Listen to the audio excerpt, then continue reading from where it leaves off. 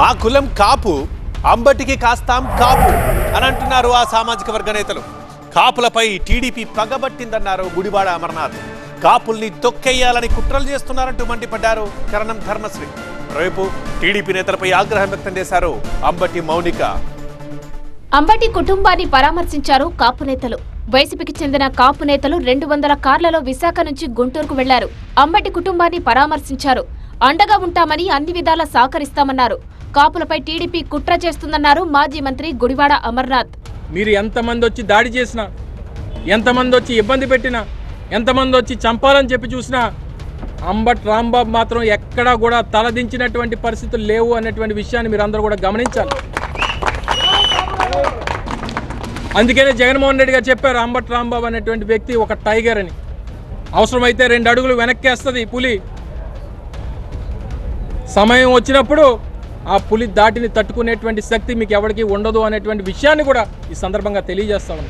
అంబటి కుటుంబంపై జరిగిన దాడికి ప్రతిచర్య ఉంటుందన్నారు అమర్నాథ్. ఈ సమయంలోనే మనందరం కూడా ఒక కుటుంబం వారికి తోడుగా నిలబడాలని చెప్పి ఈరోజు పిలుపునిస్తే ఇంతమంది దాదాపు 200 కార్లలో ఈరోజు 450 కిలోమీటర్ల మేర ప్రయాణం చేసి వచ్చారంటే అది వైఎస్ఆర్ కాంగ్రెస్ పార్టీ మీద అభిమానం, రాంబాబు గారి మీద ఉన్నటువంటి ప్రేమ, కులం మీద ఉన్నటువంటి ఆ మమకారం, ఇవన్నీ కూడా ఎంతమందిని ఈరోజు ఎంతవరకు తీసుకొచ్చింది అనేటువంటి విషయాన్ని మరొకసారి ఈ ప్రభుత్వం గ్రహించాలని. ఈ చంద్రబాబు నాయుడు, ఈ లోకేషో, లేకపోతే ఈ సోకాళ్ళు ఆయన చెప్పు కింద పనిచేస్తున్నటువంటి నాయకులు ఎవరైతే ఉన్నారో వారిని చూసి భయపడేటువంటి కాలం పోయింది. తప్పకుండా రానటువంటి కాలంలో మళ్ళీ వచ్చేది వైఎస్ జగన్మోహన్ రెడ్డి గారే. మీరు చేసినటువంటి ప్రతి పాపానికి, మీరు చేసినటువంటి ప్రతి గాయానికి తిరిగి వడ్డీతో సహా తిరిగి చెల్లిస్తామన్నటువంటి విషయాన్ని మరొకసారి ఈ సందర్భంగా తెలియజేసుకుంటూ కాపుల గొంతు నొక్కాలని చూస్తున్న కూటమికి గుణపాఠం చెబుతామన్నారు కరణం ధర్మశ్రీ. రాష్ట్రంలో ఉన్నటువంటి అన్ని జిల్లాల నుంచి కూడా కాపు నేతల్ని అణుగుదొక్కాలని మీరు చూస్తున్నటువంటి తీరు మొదటి నుంచి తెలుగుదేశం డిఎన్ఏలోనే ఉంది. ఎట్టి పరిస్థితుల్లో కూడా కాపులు తొక్కాలి, కాపులు నొక్కాలనే ఉద్దేశంతో మీ అందరు కూడా ఆ రోజు వంగవీటి హత్య కానీ, తర్వాత జరిగినటువంటి ముద్రగాడపై హత్యా ప్రయత్నం కానీ, ఈరోజు అంబటిపై దొంగ కేసులు పెట్టి జైల్లో వేసినటువంటి తీరు కానీ కాపులందరూ కూడా ఎదురు చూస్తున్నారు. అందుకనే ఈ ప్రారంభం ఇది విశాఖ జిల్లా నుంచే ప్రారంభమైంది. అన్ని జిల్లాల నుంచి కూడా కాపులందరూ కూడా సంఘటితం అవడానికి ఇక్కడ వీళ్ళు చేసిన ఒక సామాజిక వర్గం, ఇక్కడ ఉన్నటువంటి గల్లా మాధవ్ కానీ, పెంబసాని కానీ, ఇక్కడ దూర్పాల నరేంద్ర కానీ, అక్కడ లోకేష్ కానీ, మీరందరూ కూడా వీళ్ళపై చేస్తున్నటువంటి కార్యక్రమాలన్నీ కూడా కాపులందరూ కూడా కళ్ళెర పెడుతున్నారు. పరామర్శ కోసం దారి ఖర్చులకు ఆస్తులు అమ్ముకోవాల్సి వస్తుందన్న గల్లా మాధవి వ్యాఖ్యలకు కౌంటర్ ఇచ్చారు అంబటి కూతురు.